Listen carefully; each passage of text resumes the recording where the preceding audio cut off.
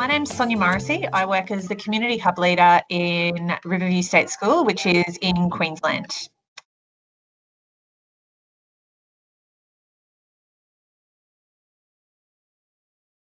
So we returned to place-based kind of playgroups quite quickly after our COVID restrictions started lifting. I went and did some research looking at the Department of Education and what their recommendations were, looking at the Department of Health, so the Queensland Health's website, and trying to follow as closely as we could with the roadmap to recovery, which is what the different stages of, I guess, our community returning to normal was going to be. And I met with my principal really regularly, and we had a lot of discussion around what we could or couldn't do and what playgroup might look like going back.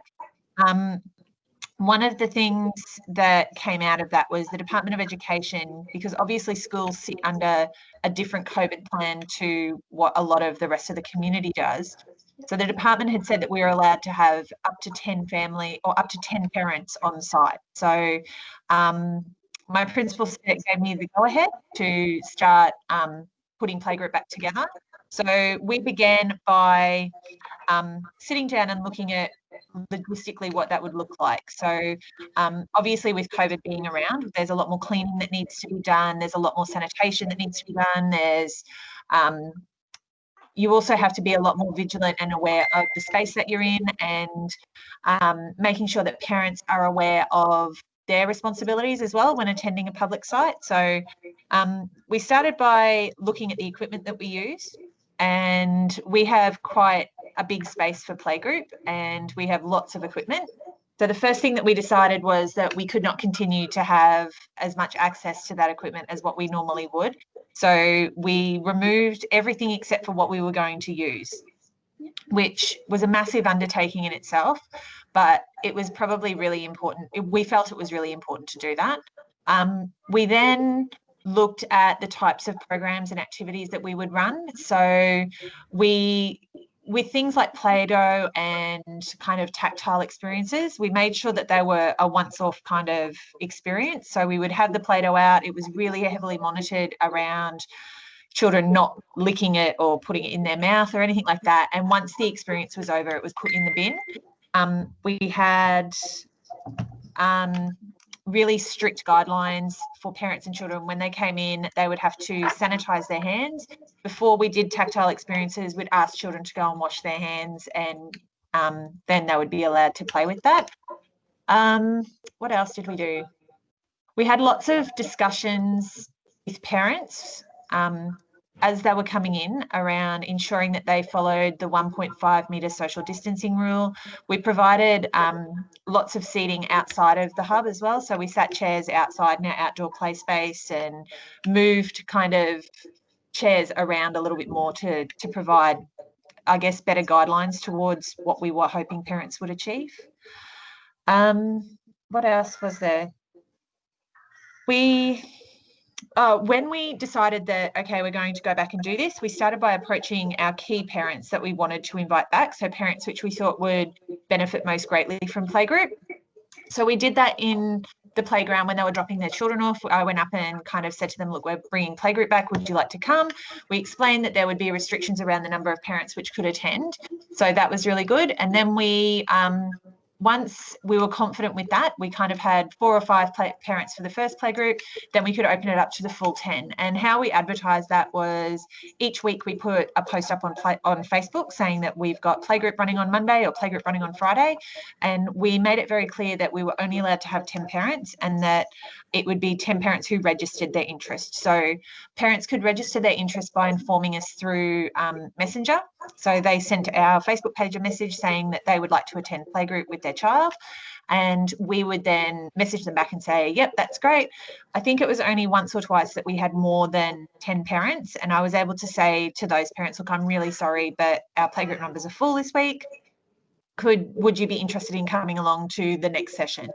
And the parents were really understanding about it and were really good about it. We also spoke to the parents, because we run 2 playgroups, and said, look, if you come on a Monday, maybe be mindful and try and give somebody else a go on a Friday. And our parents have been pretty amazing. They've been really understanding about sharing the time and making sure that we have everyone gets a turn. So with our playgroup, so the restrictions started to lift in Queensland. So we went from being able to have 10 parents in playgroup to it being dependent upon the size of the building. And so we were allowed to have far more than 10. So we started advertising that we had COVID safe practices in place and that parents could start coming back to playgroup, which was really, really lovely. And for probably 2 or 3 weeks, we had kind of, our numbers started to grow. I started to realize though that we were getting parents from not just neighbouring suburbs, but all the way across Ipswich and from suburbs all around Ipswich. And that was really lovely to see, because it's nice that these families want to be part of our community and part of our playgroup space. But it became an issue when we had an outbreak here in Queensland a little while ago, where they were doing contact tracing in a suburb called Springfield. And it dawned on me that parents from Springfield had been attending our playgroup. And I kind of realised that it just happened to coincide, with me developing a cold that week. And so we had to shut the hub down for 4 days while I had COVID testing, which was really, really hard for our families, and I didn't like it.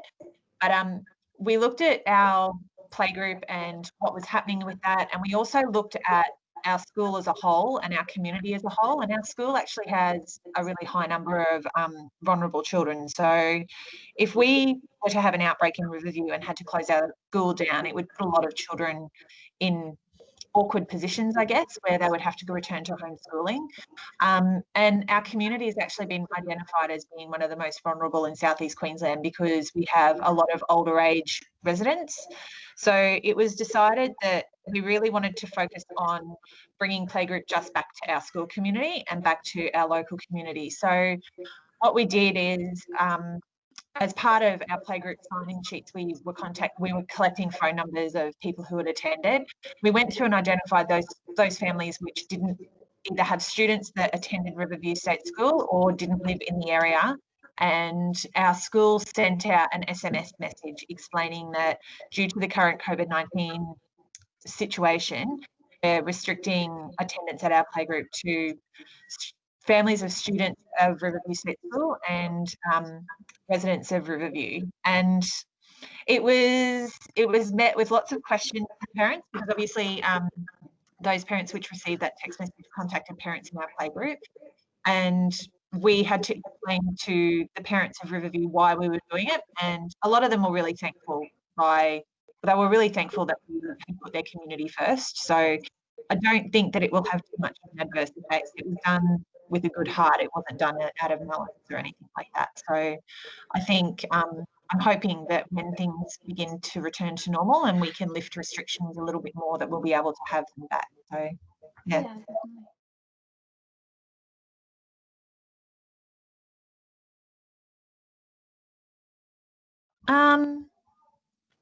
Look, it's been really lovely returning to place-based kind of activities and being able to open our space up again and being able to deal with the parents, which we really like and we value very much. I think from the perspective of a hub leader, you need to really look at the activities that you're running. Like, we can't be in these times. It's really hard to be everything that we used to be. So take the time to evaluate what the most important activities are. And I know a lot of hubs have enormous numbers for playgroup, like we're talking 40, 50, 60 families coming to playgroup. And maybe you need to look at that and go, okay, the most important activity is playgroup to our school. So let's break it up and run 3 playgroups instead of doing 1. Or, if sewing is the thing that's most important, look at ways that you can spread out those events so that you're able to still reach the numbers of people that you were wanting to reach. And be kind to yourself. Like, we're only human and we can only do so much. So I think those would be the 2 biggest things that I would take home from this.